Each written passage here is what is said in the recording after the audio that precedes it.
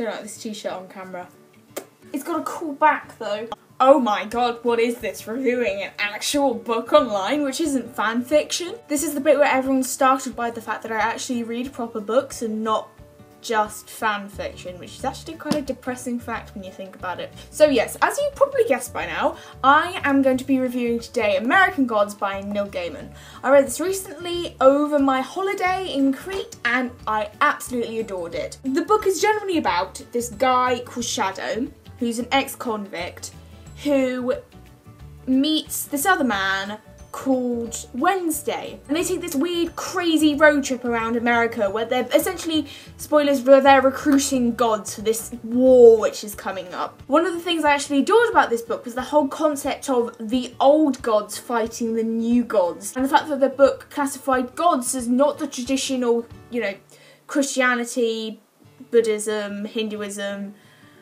I think they're religions, they are, aren't they? That's so bad. But they also class things as television and media and technology. So it's kind of like the fight between the old gods and the new gods. That's basically what the book's about. One of the things I really love about him as an author, which I think came out really well in this one and also in Neverwhere, is to be able to make really mundane scenes have this fairy tale like quality. One of the best examples of this, I think, was probably in Neverwhere, when the large majority of the scenes which happen take place in sewers, and that he describes them in this beautiful, mysterious quality, which is really amazing. Now, I've never been to America, but after reading this book, I really want to go. Because it's a road trip, it takes place in so many different places, and each place he describes so beautifully and so differently. It just sounds such an interesting place to go. Another thing I think he does really well as an author is to write characters really diversely and interestingly. The way that he interprets the gods from like mythology and folklore and stuff, and interprets them in this really interesting way, which never seems repetitive or stereotypical. All of it's really new. Put these two qualities of the writers together and you know that you're going to get a pretty good book. However, when reading this, while I was reading it, I knew I loved it and I knew it was really good.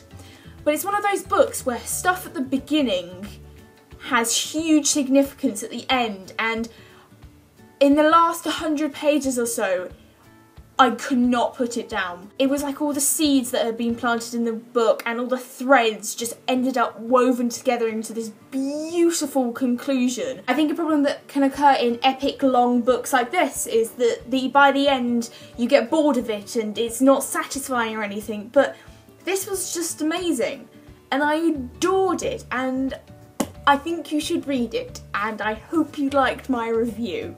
Thank you so much for watching, guys. I hope you enjoyed it.